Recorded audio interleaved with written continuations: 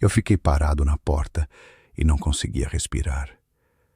Algum de vocês já viu seus próprios filhos transformarem a mãe em empregada? Eu vi. Minha esposa, minha orgulhosa Ana, estava de joelhos esfregando o chão, enquanto o filho com a nora, esparramados no sofá, liam em voz alta para ela uma tabela de serviços. Por 3 anos, trabalhei feito um animal em terra estranha, dormi em alojamentos e economizei em comida pelo bem deles, e voltei para um campo de concentração que montaram na minha própria casa, transformando a mãe numa escrava sem direitos. Naquele segundo, olhando para o sorriso da nora, entendi que, em vez do abraço tão esperado, eu destruiria com minhas próprias mãos o mundinho confortável deles até as fundações. Olá, meu nome é Carlos. A vida inteira me considerei um homem simples e direto, acostumado a provar minha razão não com palavras bonitas, mas com trabalho e calosidades nas palmas das mãos. Por 58 anos, vivi com a certeza de que um homem é aquele que constrói paredes para proteger a família das adversidades, e aquele que traz o sustento para que seus próximos não passem necessidade. Foi exatamente por isso que tomei a difícil decisão de ir trabalhar em Portugal, deixando minha casa no interior de São Paulo para ganhar dinheiro e dar ao filho uma moradia própria. Eu e Ana decidimos que os jovens precisavam morar separados, no terreno vizinho, e eu, engolindo seco, fui misturar concreto em terra alheia, me recusando uma xícara extra de café e dormindo em alojamentos com outros 6 trabalhadores. Cada centavo ganho com suor e sangue voava daqui para casa, se transformando nos meus sonhos em tijolos e vigas do futuro lar de Rafael. Por 3 anos vivi com um único sonho. Como voltaria para casa com dinheiro? Como abraçaria o filho?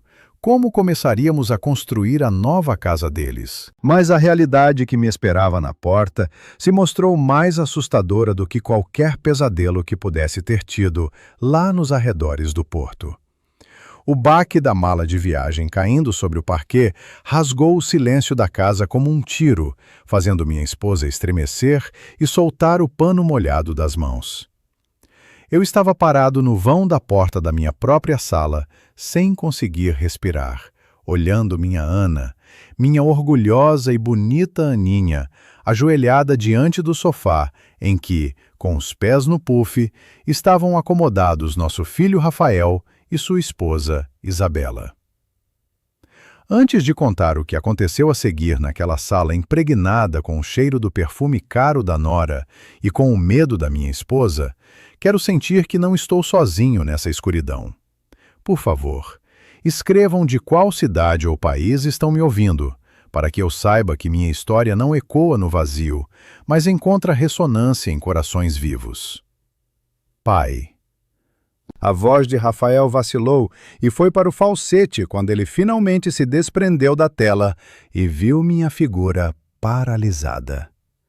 Isabela, sem sequer pensar em mudar de posição, virou a cabeça devagar. E nos olhos dela não vi nem medo, nem vergonha, apenas o aborrecimento de quem foi interrompido. Ana, minha pobre Ana, tentou se levantar às pressas do chão, escondendo atrás das costas as mãos avermelhadas pela água suja, e no rosto dela se fixou uma máscara de horror. Não por mim, mas por mim, como se ela tivesse medo de que meu coração não aguentasse.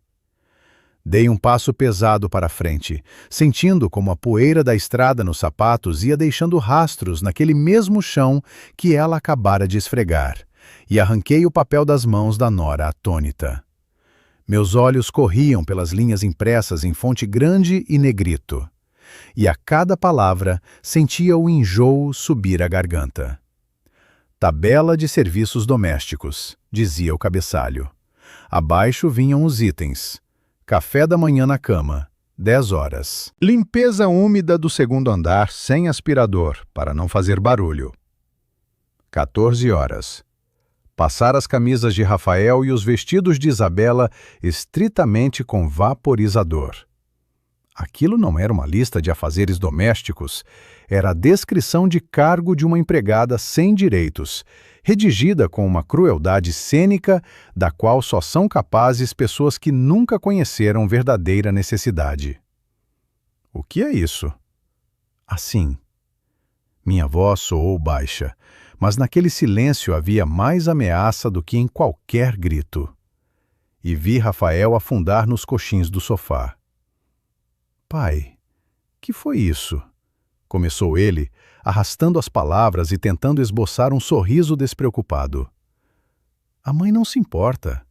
É só uma ajuda doméstica, uma espécie de ginástica. Os médicos até recomendam que ela se mexa na idade dela. Ginástica? Repeti, sentindo como por dentro começava a ferver uma raiva fria e calculada, empurrando para longe o cansaço da longa viagem. Sua mãe fica rastejando de joelhos, enquanto você, um boi saudável, esquenta o traseiro no sofá. Carlos, você está dramatizando, disse Isabela preguiçosamente, ajeitando o penteado impecável e dando um bocejo ostensivo. Eu e Rafael trabalhamos com a cabeça. Temos projetos complexos. Precisamos de descanso e conforto. E Ana ofereceu ajuda a ela mesma. Nós apenas estruturamos as obrigações dela para uma maior eficiência. Olhei para a esposa, esperando que ela risse, dissesse que era uma piada idiota. Mas Ana ficou em silêncio, com a cabeça baixa, e pelo rosto dela corria uma lágrima solitária. Naquele momento entendi que durante todos esses 3 anos, enquanto eu me matava em obras alheias, aqui havia um assassinato lento e metódico da personalidade dela. Eu mandava dinheiro, achando que estava construindo o futuro deles, mas na verdade estava financiando esse campo de concentração onde os guardas eram meus próprios filhos.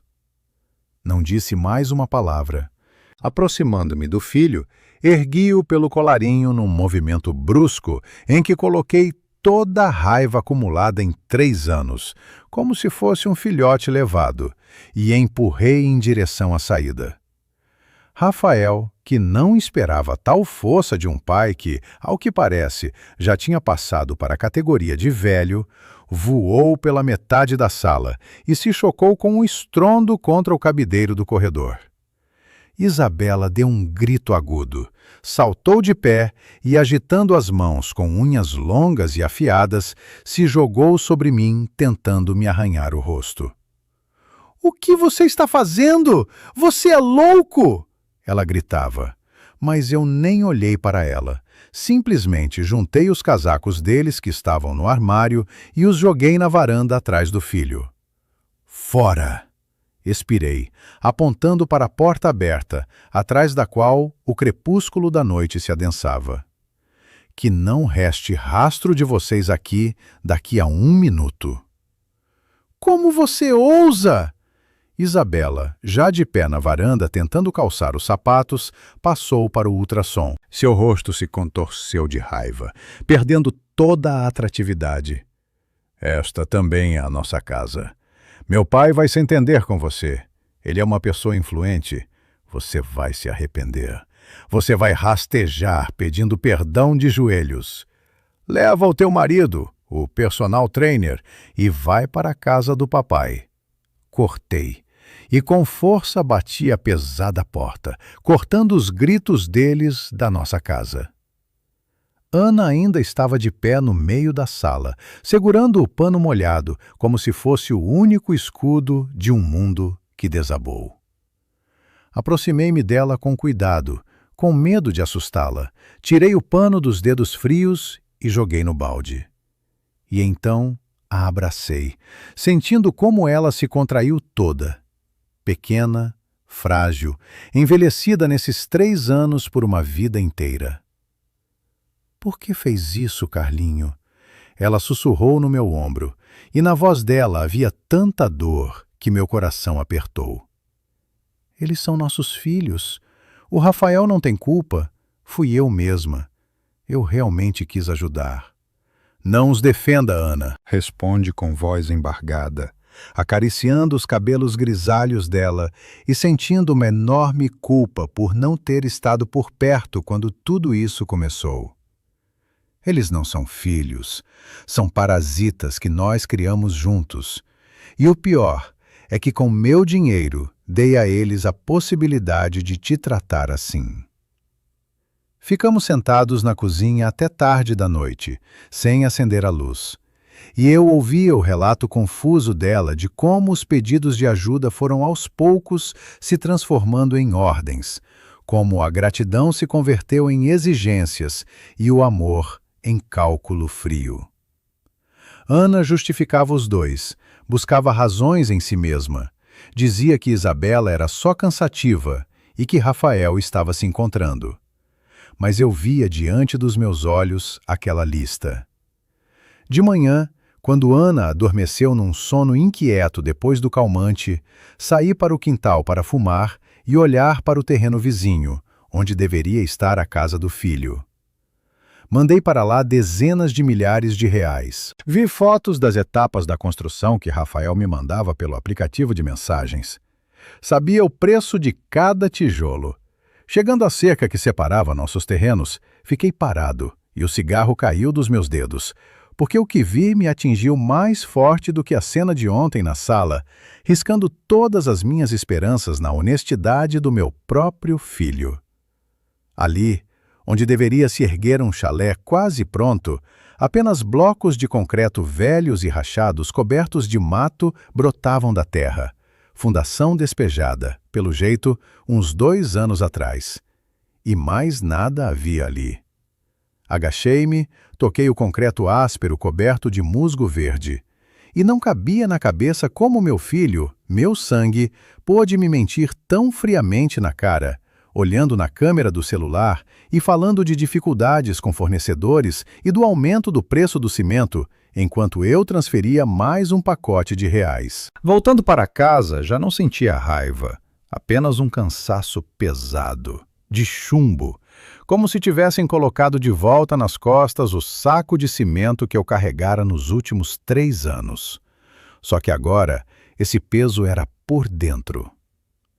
Ana estava sentada na cozinha, segurando a xícara de chá frio com ambas as mãos. E o olhar dela, cheio de culpa e medo, me disse mais do que qualquer palavra. Ela sabia. Ela sabia que a construção não existia. Ela sabia para onde ia o dinheiro. Para as roupas de grife da Isabela, para as viagens deles, para aquela vida bonita com que a nora tanto sonhava, mas ficava calada para não preocupar o marido e não intrigar a família. Quis perguntar como ela podia ter permitido isso, mas a visão dos ombros curvados a deteve. Ela já havia se punido de um jeito que eu nunca seria capaz. A manhã seguinte foi rasgada pelo rugido de um motor potente e o guincho de freios bem diante dos nossos portões. Olhando pela janela, vi um enorme SUV preto bloqueando a entrada, do qual, batendo a porta de modo que os vidros tremeram, saiu Sebastião, pai de Isabela. Ele parecia um touro enfurecido, corpulento, em um terno caro que mal continha sua figura poderosa, o rosto vermelho de raiva. Isabela, ao que parece, tinha enchido a cabeça dele com histórias de um sogro tirano, bêbado que jogara os filhos no frio da noite, porque Sebastião se dirigia decidido ao portão, gritando ao telefone para que preparassem os advogados. Respirei fundo, ajeitei a gola da camisa e fui abrir, entendendo que naquele momento decidiria se esse homem se tornaria meu inimigo ou se eu conseguiria chegar à sua razão. "Então, herói, abre!" trovejou Sebastião. Mal afastei o ferrolho, ele se atirou contra mim com o peito, sem me deixar dizer uma palavra. "O que você pensa que está fazendo, Carlos? Eu confiei a minha filha a você e você a joga na rua no meio da noite?" "Isabela me ligou chorando. Diz que você foi para cima deles com os punhos, que você enlouqueceu com tanto trabalho." "Vou te destruir. Você me conhece. Eu mato por meus filhos.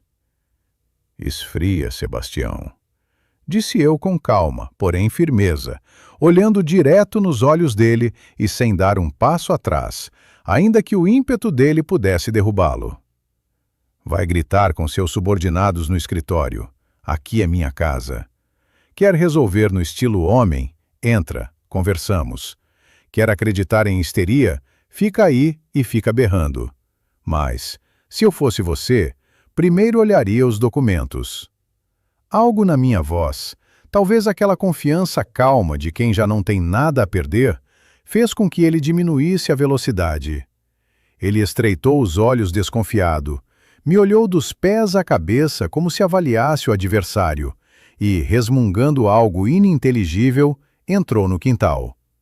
Passamos pela casa, onde Ana, ao ver o compadre, tentou encolher na cadeira, mas eu lhe fiz um sinal para ficar tranquila. Senta. Indiquei a Sebastião a cadeira à sua frente e coloquei na mesa, bem diante do nariz dele, duas coisas. Aquela mesma tabela de serviços que tirara das mãos de Isabela na véspera, e uma pilha de extratos bancários que eu imprimira em Portugal para um relatório prestado a mim mesmo. Lê. Lê com atenção. E depois me diz quem aqui enlouqueceu. Sebastião, ainda bufando de indignação, pegou a contragosto o papel com a tabela. Observei como seu rosto ia mudando. Primeiro, perplexidade. Depois, a ruga carrancuda na testa ficando mais funda e os lábios se comprimindo numa linha fina. Era um homem de negócios duro, um tubarão no seu ramo, mas era da velha guarda, daqueles que reverenciam a mãe e conhecem o valor do respeito. Quando chegou ao item sobre passar camisas com vaporizador para o genro saudável pelas mãos de uma mulher de idade, ele levantou devagar os olhos para Ana. E naquele olhar já não havia agressão, apenas desconcerto e vergonha. Foi a Isabela que escreveu? Perguntou ele com voz embargada, não reconhecendo a caligrafia da sua princesa, mas, ao que parece, reconhecendo o tom. Sua filha e meu filho. Eu acenei e empurrei para ele os extratos bancários. Agora olha aqui. Datas e valores. Em 3 anos, transferi para eles quase R$150 mil para uma casa, para o maldito ninho confortável deles. Agora olha pela janela, Sebastião, e me mostra essa casa, porque eu só vejo uma cova coberta de mato e 2 anos de mentiras. Sebastião ficou quieto com os papéis na mão. O olhar percorria os números e os dedos tamborilavam nervosamente na tampa da mesa. Era um homem esperto. Sabia contar dinheiro melhor do que muitos. E não precisava que lhe explicassem que com aquelas somas dava para construir um palacete no nosso bairro. Levantou-se, foi até a janela, ficou olhando longamente para a fundação solitária. Depois se virou bruscamente e toda a raiva escorregou dele como casca, deixando um pai cansado e decepcionado. Malditos! Expirou ele. E não era um palavrão dirigido a mim, era uma sentença. Ela me dizia que você mandava trocados, que eles tinham que se virar sozinhos. Me pediu um carro. Disse que era para carregar material para a obra. E ela mesma transformou minha esposa em criada e meu filho num trapo. Terminei a frase por ele, pegando no aparador uma garrafa de cachaça boa que eu guardava para a festa de inauguração. Você e eu criamos parasitas. Você com sua proteção e dinheiro, eu com minha ausência e confiança cega. Eles não nos enganaram apenas, nos tomaram por idiotas. Servia a cachaça nas doses. Sebastião virou a sua em silêncio, sem fazer cara, e se deixou cair pesado na cadeira. Mas sentávamos um diante do outro, construtor e empresário. 2 pais que sofreram uma derrota esmagadora no projeto mais importante de suas vidas, a criação dos filhos. O que vamos fazer, Carlos? Ele perguntou já num outro tom, o de aliado que busca solução. Afinal, dei tudo a ela. Educação, emprego, apartamento. Achei que a menina tivesse uma vida fácil. Eu sofri muito nos anos 90. Não queria que ela passasse necessidade, mas criei um monstro. Vamos educar com rigor, disse eu, sentindo como por dentro amadurecia um plano, frio e firme como aço. Mas antes, há que tirar o grupo de apoio. Sua Márcia, tenho certeza, agora está lá consolando a Isabela com calmante e me xingando com tudo que tem. E minha Ana? Olhei para a esposa, que estava sentada quietinha como um ratinho, com medo de se mexer. Ana vai perdoá-los daqui a 1 hora. Basta ela ver as lágrimas do Rafael para ela mesma sair pedindo empréstimo, só para que o filhinho fique bem. O coração dela é assim, não tem como mudar. Tem razão, concordou Sebastião, enchendo de novo. Minha Márcia é igualzinha. Isabela está sofrendo, Isabela é sensível. Vão estragar todo o nosso trabalho educativo. Terão pena, vão alimentá-los, vão enfiar dinheiro escondido. Então, assim, me inclinei para a frente. Manda a Márcia junto com a Ana para um spa, agora mesmo. Arranja o melhor, o mais longe, onde não tem muita conexão, para elas ficarem de massagem e não ficarem no celular. Que curem as feridas e descansem dos nossos filhinhos. Eu pago a metade. Me ofende? Disse Sebastião com uma risada, e nos olhos dele brilhou aquela centelha de instinto dos negócios. Eu pago tudo. É o mínimo que posso fazer pelo que minha filha fez com sua esposa. Hoje mesmo mando. Digo que é um presente dos maridos carinhosos. Surpresa! Que vão tratar os nervos e nós vamos organizar para eles um curso de treinamento de recrutas. Vamos tirar os brinquedos, disse eu apertando o punho. Que saibam o que é a vida dura, quando não tem o bolso do papai nas costas. Duro? Sebastião balançou a cabeça. Mas eu via que estava de acordo. A Isabela vai berrar. Que berre, cortei. Melhor que berre agora do que cospa na nossa sepultura depois. Fechamos o acordo com um aperto de mãos. Em 2 horas, atônita com aquela atenção e determinação repentinas, Ana já arrumava a mala. Ela tentou resistir, dizia que não podia nos deixar naquele momento, que Rafael precisava de ajuda. Mas nós e Sebastião fomos inflexíveis. Via que ela estava assustada, mas via outra coisa também. Alívio. Ela precisava escapar daquela casa impregnada de humilhação. Precisava de ar. Quando o táxi levou minha esposa e a Márcia que veio buscá-la, uma mulher barulhenta e cheia de vida que também estava claramente alheia à realidade da filha, sentia as mãos desatadas. Agora ficamos a sós. 2 pais contra 2 filhos adultos, convictos de sua impunidade. Peguei o celular, abri o aplicativo do banco e apertei o botão bloquear cartão. Foi o primeiro tiro da guerra que acabara de começar. E à noite teríamos um encontro para o qual Rafael e Isabela iam como vencedores, convictos de que o papai Sebastião já havia resolvido o caso com o velho construtor maluco. Eles nem imaginavam que surpresa os esperava aquela mesa onde só estavam acostumados a exigir e receber. O silêncio da casa, privada da presença suave de Ana, tilintava nos ouvidos como uma corda esticada, prestes a arrebentar a qualquer momento com o menor toque. Eu e Sebastião estávamos sentados na sala naquela mesma mesa onde ainda ontem minha esposa ouvia humilhada as instruções e aguardávamos. Sobre a mesa diante de nós não havia nem comida nem chá, apenas a superfície envernizada na qual repousavam solitariamente um conjunto de chaves e uma pasta fina com documentos.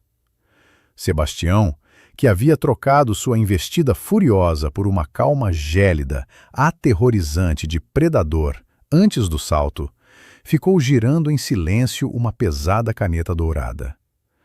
Eu olhava para o relógio, sentindo como a cada segundo se firmava em mim a resolução de levar esse caso até o fim, custasse o que custasse. Eles apareceram pontualmente às 18 horas, como combinado, e entraram na casa não como filhos arrependidos, mas como triunfadores, convictos de que a geração mais velha já havia capitulado diante da juventude e do ímpeto deles. Isabela deslizava na frente, o salto batendo no parquet, e no rosto dela pousava aquele meio sorriso condescendente, ligeiramente enojado, que eu tanto odiava. Nem cumprimentou, apenas acenou para o pai, demonstrando com toda a sua postura que nos fazia um favor com sua presença. Rafael arrastava os pés atrás, tentando não me olhar nos olhos, mas via em sua postura a descontração de quem sabe que papai resolveu tudo. Estavam convictos de que Sebastião, seu poderoso protetor, já havia posto no lugar o velho construtor maluco. E agora viriam pedidos de desculpas e, possivelmente, compensação por danos morais. Então, paizinho, Isabela começou, se deixando cair dramaticamente na poltrona e cruzando as pernas. Estamos prontos para ouvir suas propostas construtivas. Espero que o Carlos já tenha percebido que se comportar como um bárbaro na sociedade civilizada é inaceitável. Apertei os punhos embaixo da mesa, até os nós dos dedos ficarem brancos, mas fiquei calado. Passei a palavra a Sebastião, como havíamos combinado. Sebastião levantou devagar para a filha um olhar pesado, no qual não havia a habitual adoração, mas Isabela, embriagada de si mesma, nem percebeu. Percebeu, disse ele secamente, e a voz soou surda como uma martelada na madeira. Nós dois percebemos muita coisa durante essas 24 horas e decidimos que vocês e Rafael têm razão em uma coisa. De fato, está na hora de vocês viverem de forma independente. Chega de se apertar na casa dos pais. Chega de aguentar nossa ditadura. Vocês são adultos, precisam de espaço. Os olhos de Isabela acenderam triunfantes. Ela deu uma cotovelada em Rafael, tipo, eu avisei. Por isso, continuou Sebastião, tirando do bolso um molho de chaves e jogando-as com um tilintar no meio da mesa. Estas são as chaves de um apartamento de 3 quartos na Avenida Paulista. Aquele mesmo, num complexo de alto padrão com acabamento de designer que eu guardava para hóspedes especiais. Ele é de vocês. Podem se mudar até hoje. Houve uma pausa, mas era uma pausa de encantamento. Isabela se estendeu para as chaves num movimento ávido e predatório, já se imaginando dona de um luxuoso apartamento. Rafael abriu um sorriso largo, finalmente me olhando, o olhar do vencedor que ganhou o prêmio sem nenhum esforço. Obrigada, paizinho! Isabela deu um grito agudo, apertando as chaves no punho. Sabia que você não ia nos abandonar. Tá vendo, Rafael? Eu disse que a justiça ia vencer. Naquele momento, olhando para a alegria ingênua deles, construída na plena convicção de que todos lhes deviam algo, senti uma pontada aguda de dúvida. Estaríamos agindo corretamente ao prepararmos para eles uma ducha fria tão dura? Ou talvez valesse simplesmente conversar, tentar explicar de bom jeito uma última vez? Me escrevam agora, com honestidade. Eu devia ter parado Sebastião naquele momento e dado a eles uma simples chance de se corrigir com palavras? Ou aquela terapia de choque é o único jeito de furar a carapaça do egoísmo deles? Mas Sebastião não me deu tempo para pensar. Espera para agradecer, filha. A voz dele ficou ainda mais dura, cortando a euforia deles como um bisturi. As chaves são só metade do negócio. O apartamento é de vocês, mas em determinadas condições. Ele empurrou para eles a pasta com os documentos que Isabela até então ignorara. O que é isso? Ela levantou com desdém a borda do papel com a unha manicurada. Contrato de aluguel, decretou Sebastião. Vocês queriam vida adulta? Tudo bem. O apartamento é alugado para vocês. Preço de mercado, sem desconto por parentesco. R$ 8.000 por mês, mais condomínio e água, luz e gás. Primeiro pagamento por 3 meses adiantados, mais caução. Total, R$ 32.000. Prazo para pagamento, 48 horas. O silêncio que pairou na sala era completamente diferente do início da conversa. Era um silêncio de perplexidade que ia se convertendo num risinho nervoso. Os filhos se entreolharam e Rafael, sacudindo a mão, deu uma risada. "Pai, chega de brincadeira", disse ele, olhando para o sogro. "Que contrato? Que R$ 8.000? A gente está um pouco apertado agora, você sabe. A gente ia investindo no desenvolvimento." "No desenvolvimento do quê?" perguntei baixinho, entrando na conversa. "No desenvolvimento de shoppings e restaurantes. Carlos." Isabela revirando os olhos, ainda convicta de que era algum jogo educativo. "Não começa de novo. Sério? De onde a gente tira R$ 32.000 agora?" "Que o Carlos pague. Vai entrar na conta do dinheiro que ele prometeu para a construção. Que diferença faz morar numa casa ou num apartamento? O principal é que o dinheiro fica na família." Eles genuinamente não entendiam. No mundo deles, o dinheiro do Carlos era um recurso natural tão óbvio quanto o ar ou a luz do sol, que simplesmente existe e lhes pertence por direito de nascimento. "A construção acabou", disse eu, olhando o filho direto no espaço entre as sobrancelhas. "E o fundo acabou também. Eu fechei o projeto." "Ah, fechou. Depois vai abrir", Isabela descartou, levantando e enfiando as chaves na bolsa. "Tudo bem, entendemos o seu recado. Vocês querem que a gente seja responsável? A gente assina esse papel para vocês ficarem tranquilos. Rafael amanhã vai transferir o dinheiro da sua conta, Carlos, e todo mundo vai ficar feliz. Vamos, Rafa. Ainda tenho que arrumar as coisas. Não vou dormir num hotel mais uma noite." Eles assinaram o contrato sem sequer ler, com aquela negligência com que se assina um autógrafo num cartão, e saíram de casa, convictos de sua impunidade.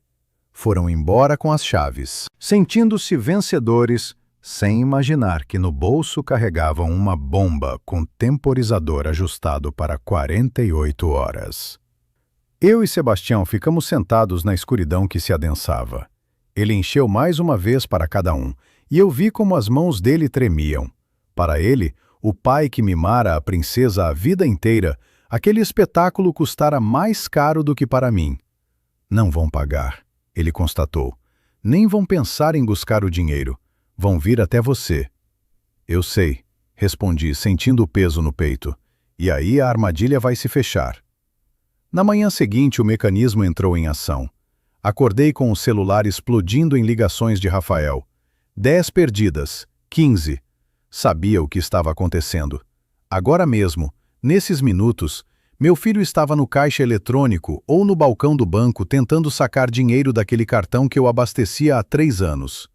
Ele digitava a senha, confiante e despreocupado. Talvez até discutindo com Isabela qual sofá comprariam para a nova sala. Mas em vez do farfalhar das notas, via na tela a fria e impiedosa mensagem: "Operação recusada. Cartão bloqueado." Tentava de novo e de novo, depois ligava para o banco, onde uma voz educada informava que o titular da conta, ou seja, eu, havia revogado a procuração e congelado todos os cartões adicionais. Não atendia. Imaginava como a expressão do rosto dele mudava do irritado ao perplexo, e depois ao medo frio e pegajoso. Pela primeira vez na vida, não havia seguro nas costas dele.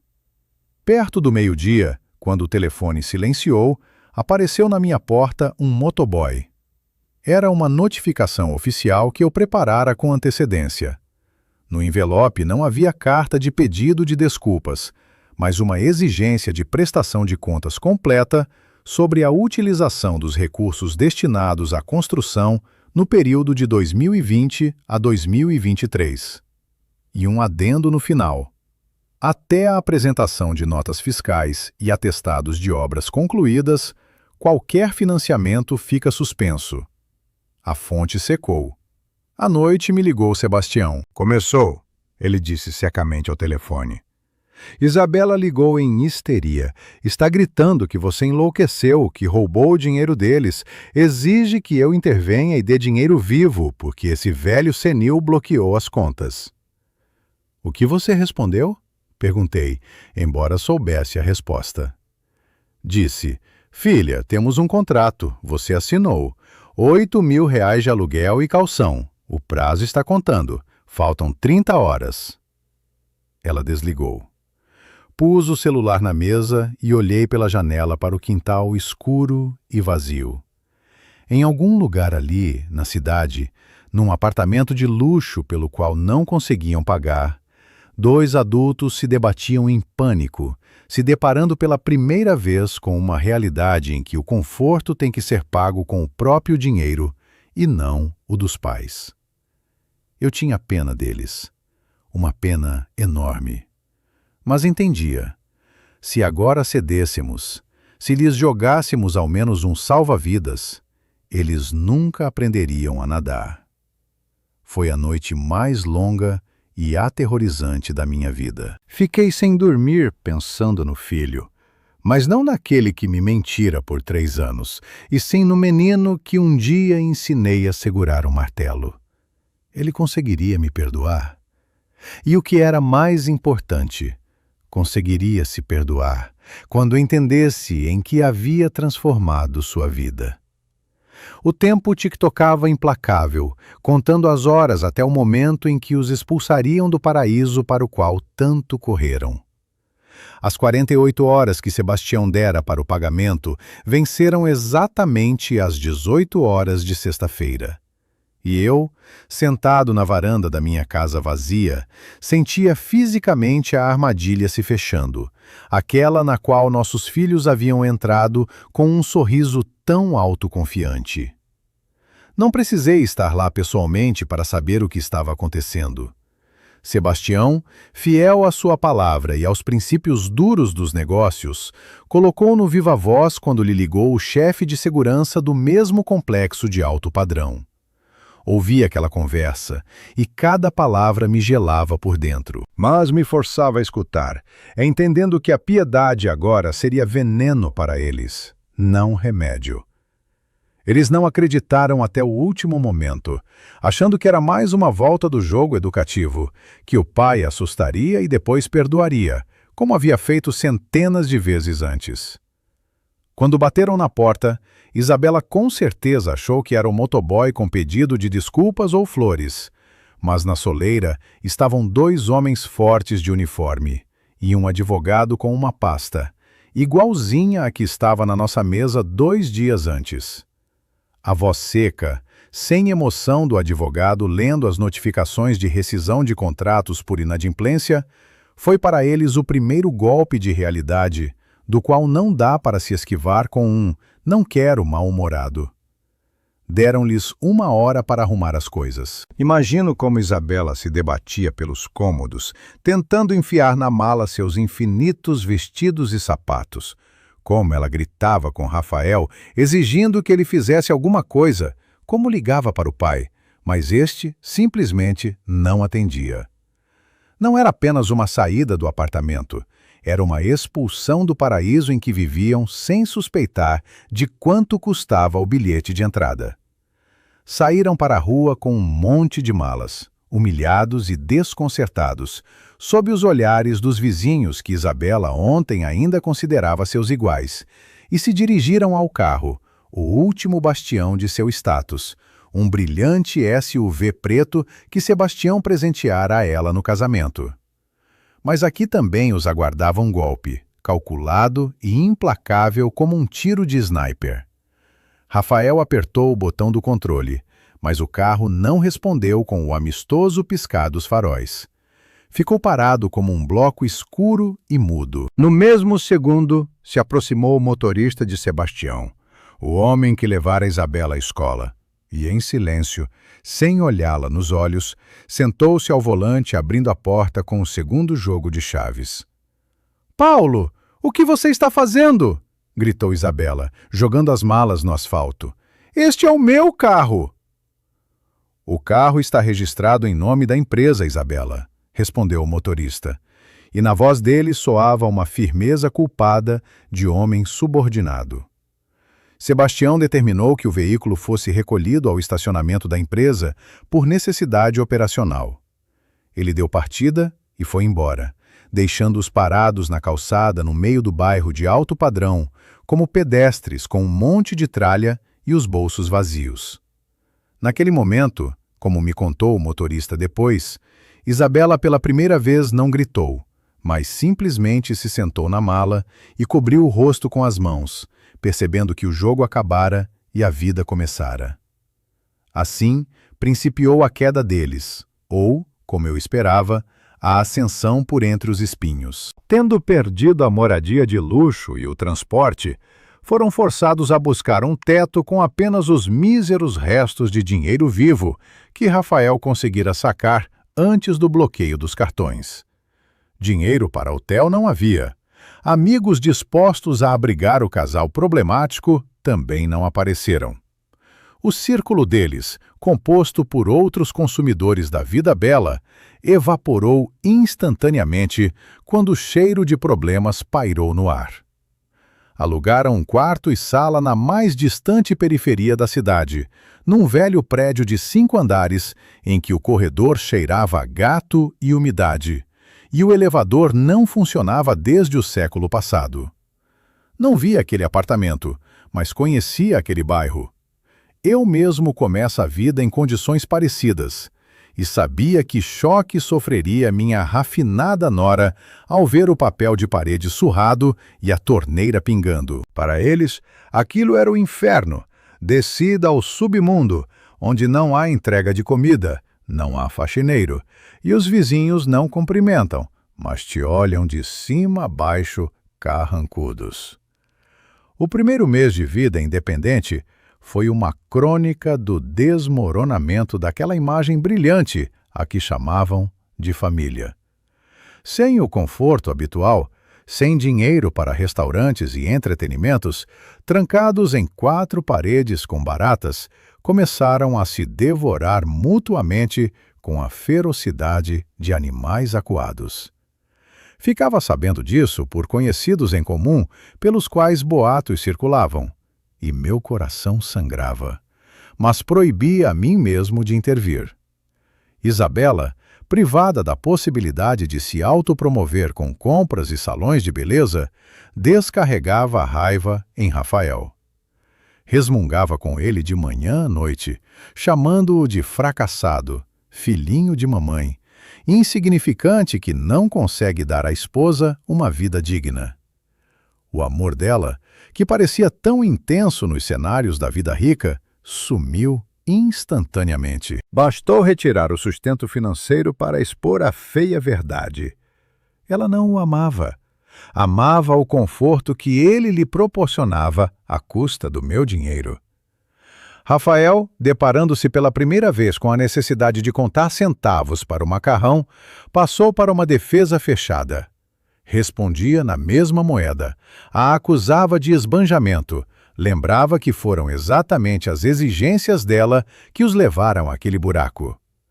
Aquele menino de caráter fraco que eu conhecia, sob a pressão das circunstâncias, começou a manifestar agressividade. Não era força viril, era histeria de impotência. O dinheiro sumia em velocidade catastrófica. Venderam os celulares, os últimos modelos comprados a prazo, e compraram aparelhos baratos só para se comunicar, para se aguentarem um pouco mais. Depois, ao brechó, foram as joias de ouro de Isabela, aquelas de que tanto se orgulhava. Cada ida ao consignado era acompanhada de briga e lágrimas. Mas a fome é uma professora cruel. Ela quebra o orgulho depressa. No fim do segundo mês, chegaram ao limite. A geladeira estava vazia. Não havia dinheiro para pagar o aluguel, e a dona, uma mulher grossa do mercadão, já ameaçava botá-los na rua. E foi então que quebraram. Era uma noite fria e chuvosa quando bateram na minha porta. Não tocaram a campainha, bateram mesmo, com timidez e insegurança, como se tivessem medo de que não abrissem. Eu sabia que viriam. Eu e Sebastião esperávamos aquele momento como cirurgiões esperam a crise do paciente para começar a operação. Abri a porta e os vi, encharcados, abatidos, em roupas leves impróprias para o tempo, porque as roupas quentes ficaram na outra vida ou foram vendidas. Isabela, sem maquiagem, parecia pálida e cansada. Embaixo dos olhos havia sombras escuras, e no olhar não havia um pingo daquela arrogância com que lia a tabela para Hannah. Rafael estava com a cabeça baixa, escondendo as mãos nos bolsos da jaqueta, e os ombros tremiam de frio. Pai, ele disse com voz rouca, engripada. A gente, não tem para onde ir. Nos expulsaram. Não temos o que comer. Naquele momento quis escancarar a porta, acolhê-los no calor, alimentá-los, aquecê-los, dizer que tudo acabou. O instinto paternal gritava, salva! Mas olhei para as mãos dele, brancas, limpas, sem uma única calo. Mãos de alguém que, em 2 meses de queda, ainda não tentara se agarrar à borda pelo trabalho, mas apenas esperavam um milagre. E entendi. Ainda não. Se eu agora lhes der o peixe, eles vão ficar com fome a vida inteira. Precisam de uma vara de pesca, mesmo que essa vara seja pesada e desconfortável. Entrem no corredor, disse eu secamente, recuando um passo, mas sem convidá-los para a sala. Se aqueçam. Eles entraram, deixando no chão limpo rastros molhados e se encostando um no outro como filhotes espancados. Em 10 minutos chegou Sebastião. Entrou como sempre, fazendo barulho, trazendo consigo cheiro de tabaco caro e couro. E esse cheiro de sucesso foi para eles mais um lembrete do que haviam perdido. Então, turistas, disse ele, olhando para eles com pena misturada de dureza. Passearam bastante? Gostaram da vida adulta? Isabela soluçou e se jogou nos braços do pai, tentando abraçá-lo, esconder o rosto no sobretudo, encontrar proteção. Paizinho, nos perdoa, chorou ela. A gente entendeu tudo. A gente não vai mais fazer isso. Por favor, nos tira de lá. Tem rato. É horrível. Me dá pelo menos um empréstimo. A gente devolve de verdade. Sebastião afastou a filha com cuidado, porém firmeza, segurando-a pelos ombros a um braço de distância. Dinheiro não dou, disse ele, e essas palavras caíram no silêncio como pedras. E Carlos também não vai dar. Fechamos o balcão da beneficência. Rafael ergueu para mim, olhos cheios de desespero. Pai, mas como vamos viver? A gente vai morrer de fome. Você não sente pena de mim? Sinto, respondi, olhando o filho nos olhos. Por isso vou te dar, não dinheiro, mas trabalho. Que trabalho? Rafael perguntou com esperança. Em escritório, mexendo em papéis? Posso, aprendo rápido. Não, meu filho, não em escritório. Lembra do seu tio Paulo da construção? Combinei com ele. Amanhã, às 7 horas, você começa na obra. Como servente, misturar concreto, carregar tijolos e limpar entulho, lá onde eu comecei 30 anos atrás. Salário por produção no fim do dia. Quanto carregar, tanto come. Rafael empalideceu ainda mais. Mas, pai, minha lombar, não vou aguentar. Vai aguentar, eu cortei. Ou morre de fome. A escolha é sua. E eu? Perguntou Isabela baixinho, olhando para o pai com horror. Pai, você não vai me mandar para uma obra? Não, minha filha, disse Sebastião com uma risada, mas os olhos dele ficaram frios. Obra não é serviço de mulher. Na minha empresa abriu uma vaga no setor de limpeza. Que cargo? Isabela não entendeu. Faxineira, Isabela. Lavar pisos naquele escritório onde você estava acostumada a circular como rainha, tirar poeira das mesas dos meus funcionários, esfregar os banheiros, horário das 8 às 18, salário conforme tabela. Isabela recuou como de um tapa. Você está brincando? Ela sussurrou com os lábios embranquecidos. Não vou fazer isso. Não vou lavar chão na frente da Joana da recepção. Isso é uma humilhação. Humilhação é pôr a mãe de joelhos, Sebastião a cortou com dureza. O trabalho não envergonha. Não quer, não precisa. A rua é grande, lixeiras tem bastante. Decide agora. Foi o momento da verdade.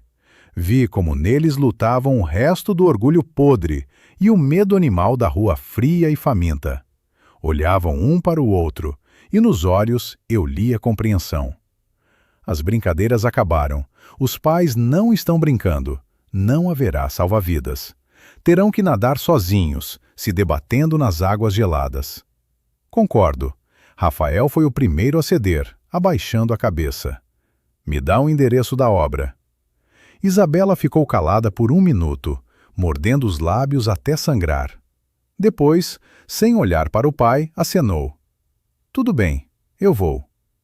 Eu e Sebastião nos entreolhamos. A primeira etapa da operação havia sido concluída com sucesso, mas o mais difícil estava à frente. Eles aguentariam aquela maratona? Não fugiriam? Não se quebrariam? Porque uma coisa é concordar em desespero e outra, muito diferente, é levantar às 5 horas da manhã e ir lavar banheiros alheios, quando você se achava uma princesa. As primeiras 2 semanas da nova vida deles pareciam a abstinência de um viciado privado à força da dose habitual. Só que, em vez de drogas, tiramos dos meus filhos a ociosidade e o senso de superioridade. Eu não os via todos os dias, mas os relatórios que eu e Sebastião recebíamos, eu do mestre Paulo e ele do chefe do setor administrativo, desenhavam quadros de um verdadeiro purgatório pelo qual passavam. Os celulares ficavam quietos, e esse silêncio era mais eloquente do que qualquer grito por socorro. Eles entenderam que não havia para quem reclamar, e que as súplicas por clemência não funcionavam mais. Paulo, meu velho amigo e camarada, com quem tinha comido muito sal nas obras do norte, me ligava toda noite e, com honestidade rude, relatava os avanços do meu filho. Está pesado para ele, Carlos, ele dizia, e eu ouvia no telefone o barulho do vento e o ronco distante da betoneira. Nos primeiros 3 dias ficava mais sentado do que trabalhava. Esfregou as mãos até sair sangue em 2 horas. Tirava a luva junto com a pele. Meus homens zombavam dele no começo, chamavam de Mauricinho, mas ele, há que dar o crédito, não fugiu. Geme, xinga, mas empurra o carrinho. Eu escutava isso sentado na cozinha escura e apertava os punhos de modo que as unhas me cravavam nas palmas.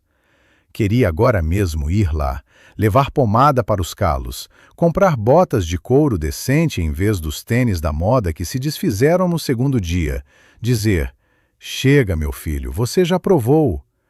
Mas sabia que se demonstrasse fraqueza agora, ele para sempre continuaria sendo aquele Mauricinho que se esconde atrás do pai ao menor sinal de dificuldade.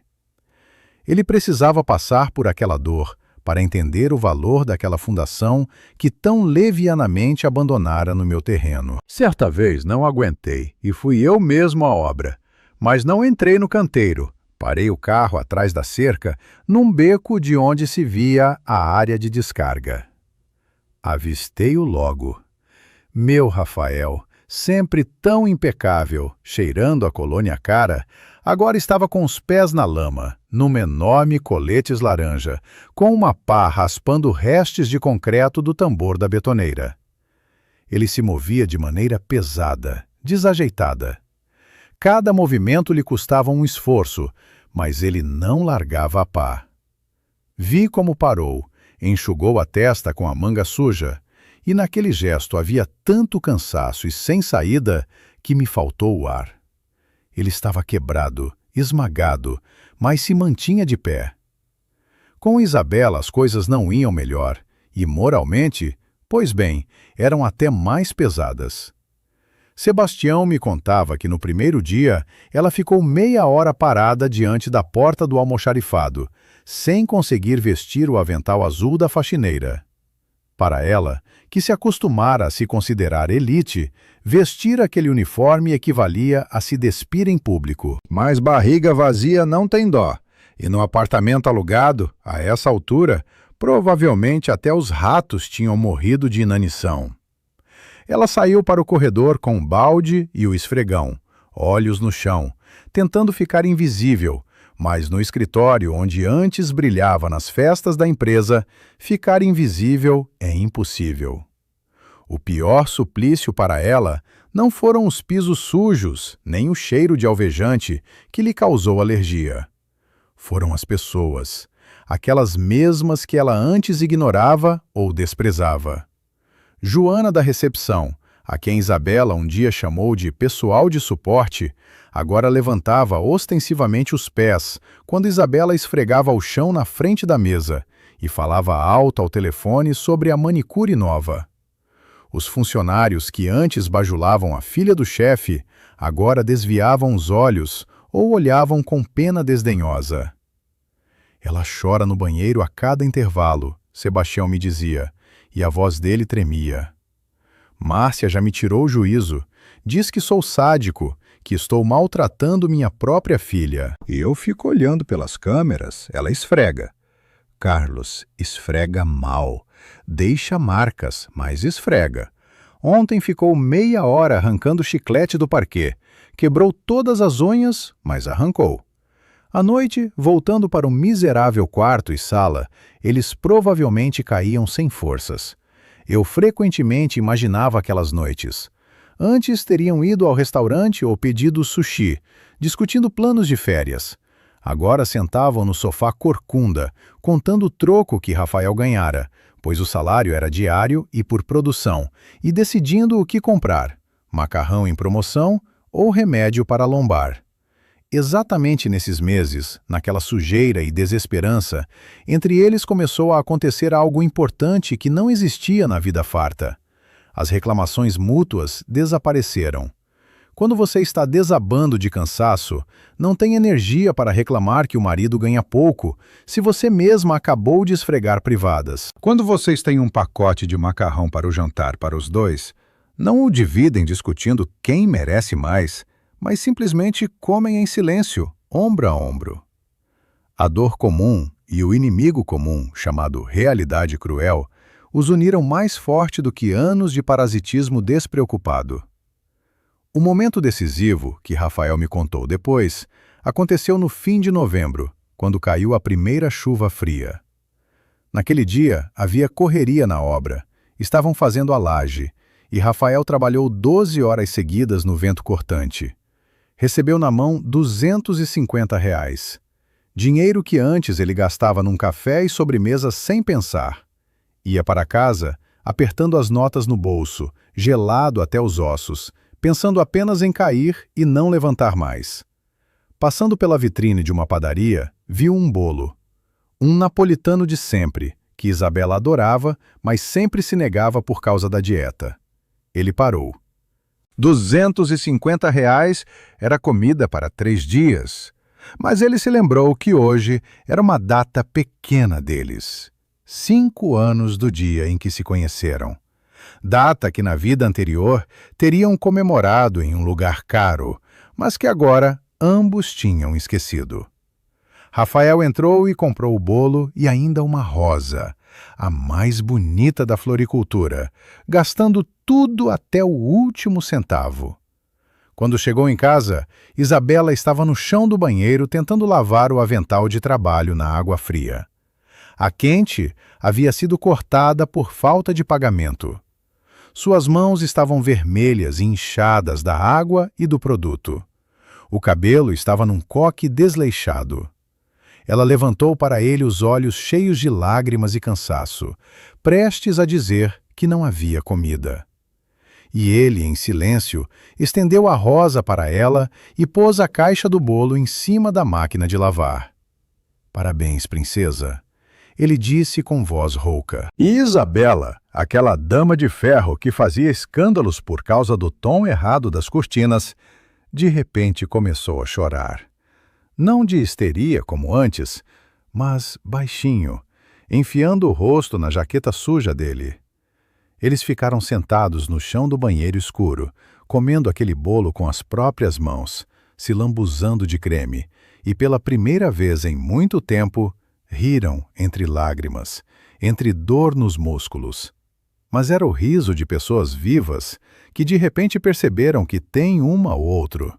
E isso, descobriram, é mais importante do que o dinheiro do Carlos ou as relações do Sebastião. Naquela noite, como Rafael confessou depois, ele pela primeira vez se sentiu homem. Não porque tinha carro caro, mas porque conseguiu, apesar do cansaço infernal, trazer alegria para sua mulher, tendo ganhado para isso com o próprio suor. E no dia seguinte aconteceu o que eu temia e esperava ao mesmo tempo. Ana voltou do spa. Eu e Sebastião, de propósito, estendemos a estadia delas. Inventamos procedimentos adicionais só para protelar aquele momento. Mas manter as mães no desconhecimento para sempre era impossível.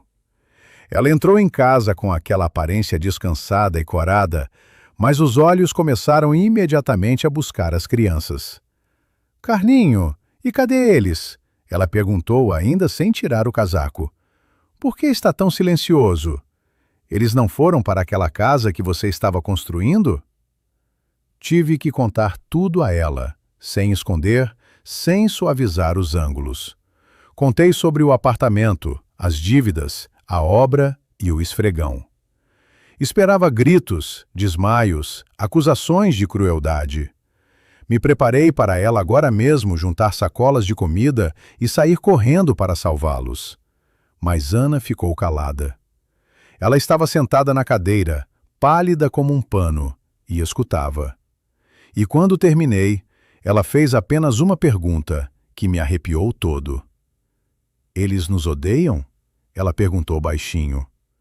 «Não sei, Ana», respondi com honestidade. «Talvez, mas pelo menos agora começaram a se respeitar». «Quero vê-los», disse ela com firmeza, levantando, não para ajudar, só para ver. «Não agora», a detive. «Ainda é cedo. Se você for agora, vai se perder, e eles também vão se perder. Dá um tempo até o ano novo. Acredita em mim, isso é necessário». Ela obedeceu, porque pela primeira vez em muitos anos viu em mim não apenas o marido provedor, mas aquele Carlos com quem se casou, o homem que sabe para onde conduz a família. Mas eu via como lhe doía. Cada garfada no jantar e atravessava a garganta, porque ela pensava, será que eles comeram hoje? O inverno se firmava, cobrindo de neve nossas casas e o miserável prédiozinho deles. Se aproximava o ano novo, tempo de milagres e perdão. Eu e Sebastião entendíamos que o experimento chegava ao fim. Os filhos não fugiram, não beberam, não foram roubar. Sobreviveram. Mas o exame mais importante ainda estava à frente. Precisávamos entender se haviam mudado por dentro ou se era apenas a resignação de prisioneiros aguardando anistia. O dia 31 de dezembro, naquele ano, foi nevoso e cortante, como se a natureza tivesse decidido cobrir com um manto branco tudo o que vivéramos naqueles 6 meses. Em casa havia cheiro de pinho e tangerina, cheiros que desde a infância prometem milagre. Mas desta vez, a animação festiva me parecia forçada, como o sorriso falso de um ator ruim. Ana, desde cedo, se atarefava na cozinha, cortando saladas em escala industrial. Embora à mesa estivéssemos planejados apenas 4, ela, eu, Sebastião com Márcia. Via como ela às vezes parava com a faca na mão, olhando para o portão, e como tremia a cada telefonema, esperando ouvir as vozes dos que havíamos riscado da vida cotidiana, mas não do coração. Não os convidamos. Era parte do acordo firme meu e de Sebastião. Se queriam voltar para a família, tinham que vir por conta própria. E não por dinheiro, mas por perdão. Mas quanto mais os ponteiros do relógio se arrastavam para a noite, mais pesada ficava a pedra no peito. E me apanhei pensando que talvez tenhamos exagerado, que eles agora estão sentados no cubículo gelado deles, amargurados e solitários, nos amaldiçoando ao bater das badaladas. Às 18 horas, quando a tarde já se adentrara numa escuridão violeta, o carro de Sebastião entrou no quintal. Ele saiu, carregando uma enorme cesta de guloseimas, barulhento e rosado de frio. Mas nos olhos dele vi a mesma ansiedade que habitava em mim. Márcia, geralmente estrondosa, passou para dentro quietinha, abraçou Ana, e elas logo foram para a cozinha chorar um pouco à sua maneira, de mulher, enquanto eu e Sebastião nos servíamos da primeira dose para aquecer. Não vão vir, Sebastião disse sombrio, olhando o próprio reflexo na janela escura. Orgulho ou vergonha? A Isabela me mandou um relatório ontem, anual. Sabe o que escreveu no final? Obrigada pelo ensinamento, pai. E um emoji triste. Quase chorei no escritório. Carlos, vão vir, eu disse, ainda que sem certeza. Se entenderam alguma coisa, vão vir. E eles vieram. A campainha tocou não de modo exigente como antes, mas curta e insegura. Ana derrubou a toalha. Márcia exclamou, e eu e Sebastião nos entreolhamos e, sem combinar, nos levantamos. Fui abrir, sentindo o coração pulsando lá na garganta, atrapalhando a respiração. Na varanda, polvilhados de neve, estavam Rafael e Isabela. A primeira coisa que me chamou a atenção foi a roupa deles. Em vez de plumas italianas elegantes e botas de marca, vestiam jaquetas simples e resistentes de feira, como as que usam operários comuns, e gorros enfiados até as sobrancelhas. Rafael emagreceu. O rosto, antes inchado pela vida ociosa, afilou. Na bochecha cresceu uma barba dura. De Isabela, da antiga boneca reluzente, não havia nem sombra.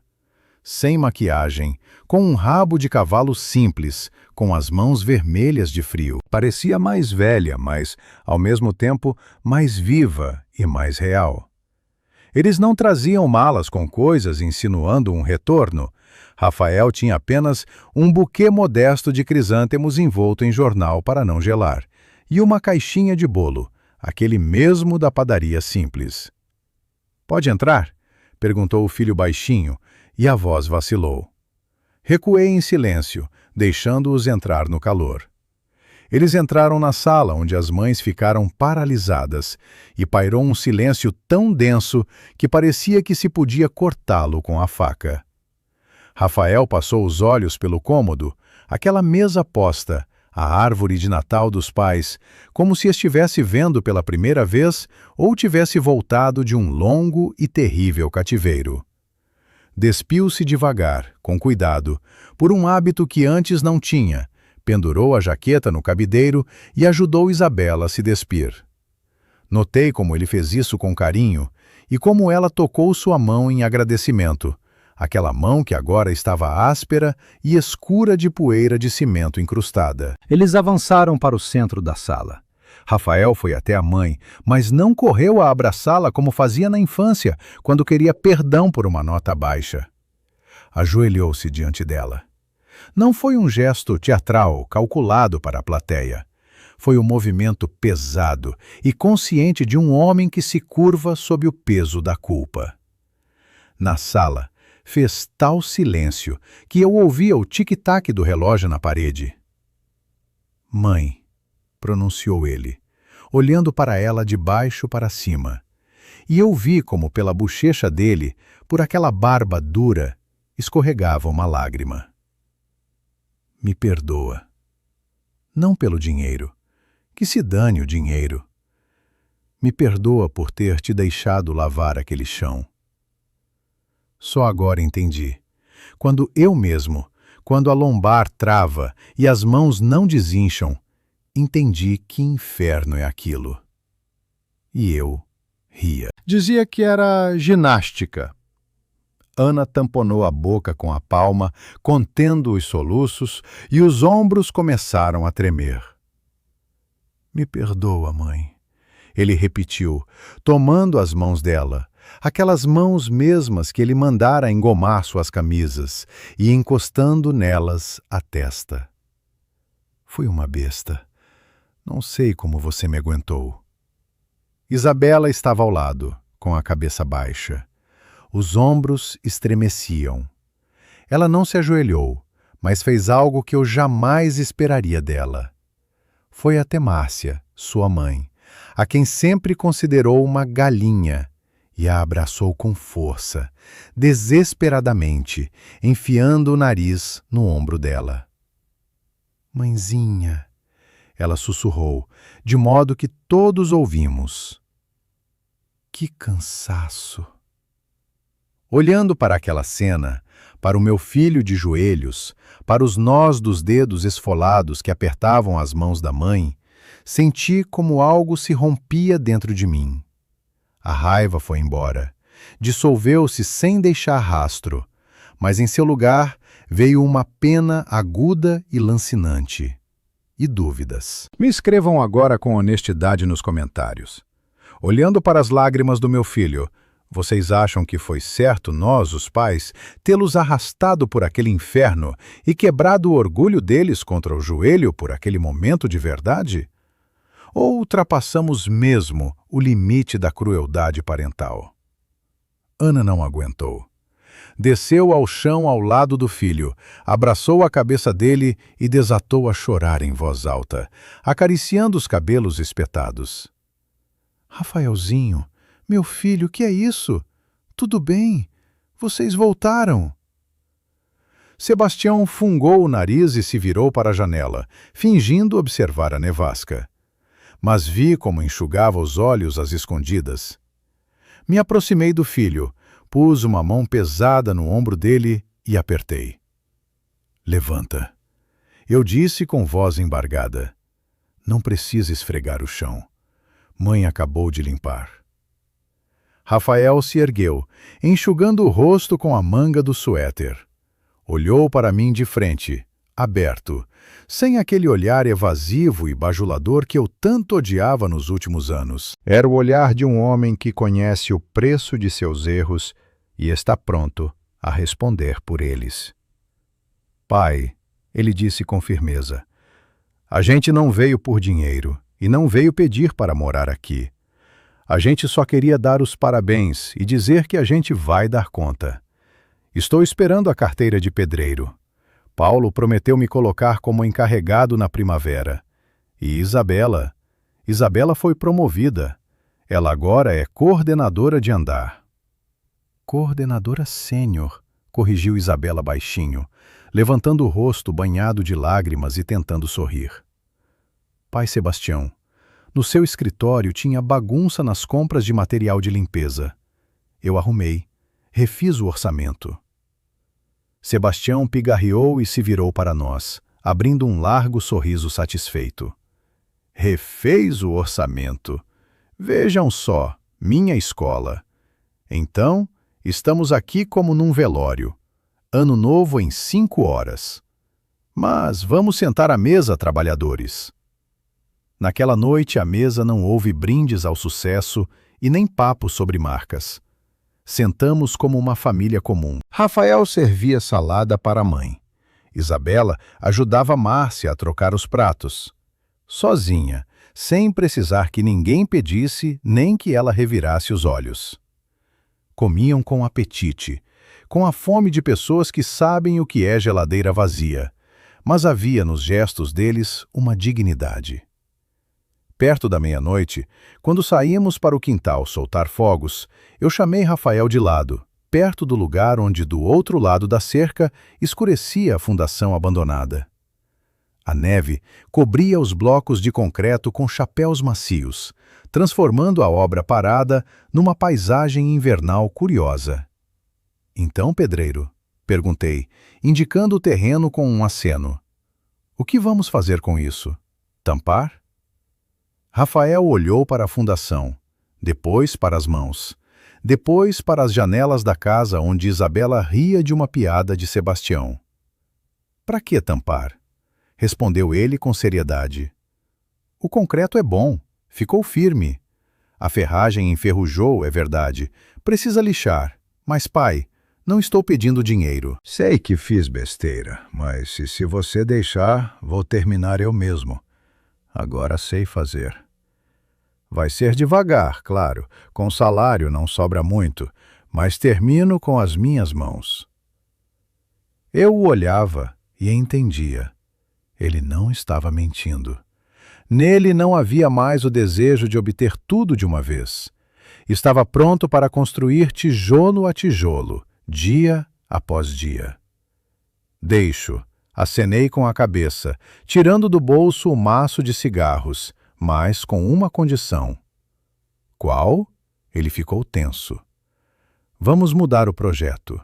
Tirar essas torres e varandas de meio hectare. A casa tem que ser tal que você possa mantê-la sozinho, não contando com minha aposentadoria. Vai dar conta? Vai dar conta, ele sorriu. E naquele sorriso vi pela primeira vez os traços daquele menino de quem já me orgulhei. A Isabela e eu vamos dar conta. Ela, aliás, aprendeu a economizar melhor do que eu. Ontem achou promoção de feijão, ficou feliz que nem criança. Ficamos na escuridão, pai e filho, olhando como no céu desabrochavam os fogos de artifício. Sentia o frio me picar as bochechas, mas por dentro havia calor. Entendia que o pior havia ficado para trás. Quebramos os dois, sim, mas quebramos os ossos que soldaram torto para uni-los de novo, reto e firme. Agora poderão caminhar sozinhos. Passaram-se 6 meses daquela noite de Ano Novo. Estou sentado em nossa velha varanda à sombra da parreira, que nesses anos se alastrou de tal jeito que quase tapa a vista para o terreno vizinho. Mas não preciso ficar olhando para lá o tempo todo para saber o que acontece. O som rítmico e surdo do metal batendo no tijolo e o farfalhar da pá na areia tornaram-se para mim a melhor música deste verão, abafando até o estridular insistente das cigarras. Ali, no mesmo lugar onde ainda no inverno brotavam os dentes feios da fundação abandonada, agora crescem paredes. Não virtuais, pagas com minhas transferências, mas reais, ásperas, um pouco tortas em alguns pontos, mas absolutamente concretas. Cada manhã começa da mesma forma. Exatamente às 7 horas, range o portão. E aparecem eles, Rafael e Isabela, em macacões de trabalho desbotados que agora vestem com tanta naturalidade quanto antes vestiam trapos de grife. Frequentemente os observo às escondidas, tentando não me meter com conselhos enquanto não me pedem.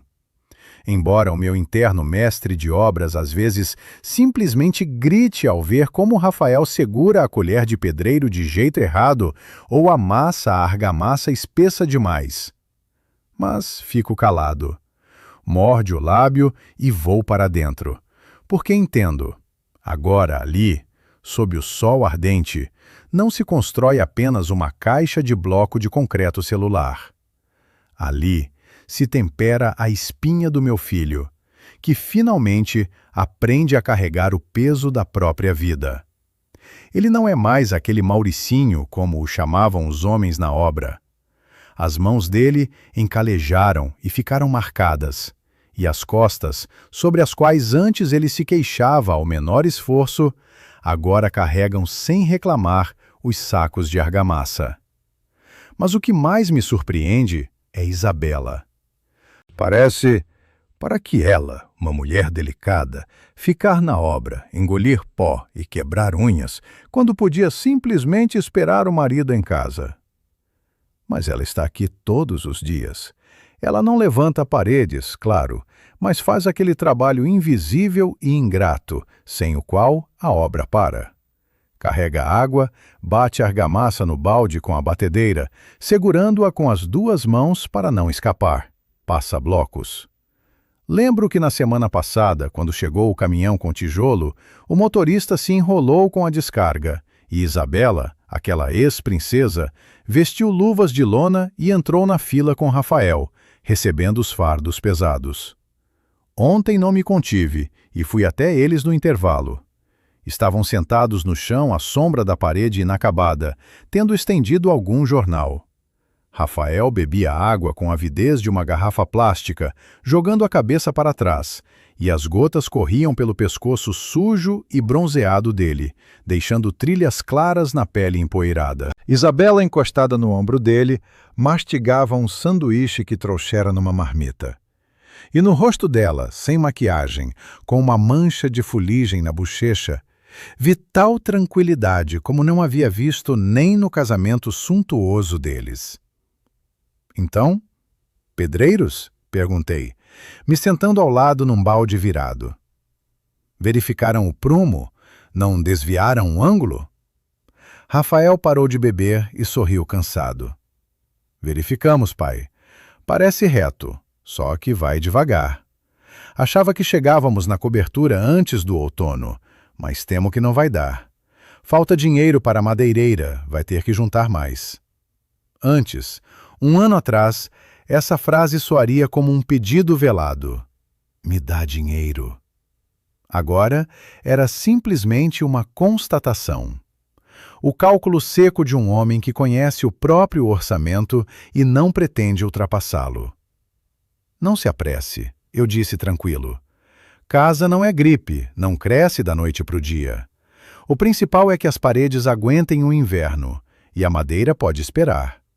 Talvez venha um bônus ou apareça um bico. Aparece, ele confirmou com segurança.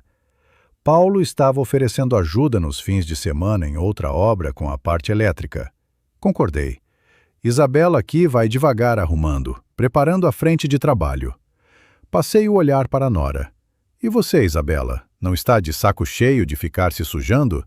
Sebastião dizia que no departamento de pessoal dele está abrindo uma vaga mais tranquila, diferente de lavar chão e fazer orçamento. Ela olhou para a parede inacabada, passou a mão no bloco áspero como se afagasse um gato e sacudiu a cabeça. Não, Carlos. Fico. Decidimos que até terminar a casa vamos viver em modo de economia. E também ela hesitou, escolhendo as palavras. Sabe, eu gosto. Aqui dá para ver o resultado. De manhã não tinha nada. À tarde a parede está de pé. E foi a gente que fez. É mais honesto, de alguma forma. Nessas palavras simples estava todo o sal da transformação pela qual os arrastáramos. Finalmente, entenderam a diferença entre preço e valor. O apartamento na Avenida Paulista tinha um preço enorme, mas para eles não tinha nenhum valor, pois caiu de graça. E essa casinha pequena, do projeto que reduzimos 3 vezes, onde os quartos terão 12 metros quadrados e não 30 metros quadrados, tornara-se para eles mais cara do que qualquer palácio, porque em cada centímetro de junta há o próprio suor deles. À noite, quando o sol começou a se inclinar para o poente, tingindo o céu de tons de borrão, passou por aqui Sebastião. Agora é visita frequente, embora tente não mostrar como está orgulhoso. Traz ora um saco de cimento que ficou sobrando por acaso, ora alguma ferramenta especial, dizendo que é para experimentar. Ficamos sentados com ele e Ana na varanda, tomando chá com hortelã e olhando para a obra. Rafael e Isabela já terminavam o trabalho. Lavavam as ferramentas no tonel d'água, se respingando e rindo como crianças. Vi Rafael abraçar a esposa, puxá-la para si, sussurrar alguma coisa no ouvido, e ela riu alto, encostando a cabeça no peito dele. Estavam cansados, sujos, pobres pelos padrões do antigo círculo deles, mas eram felizes, com aquela felicidade profunda e real que não se pode comprar. Ana, sentada ao meu lado, pôs a mão quente sobre a minha.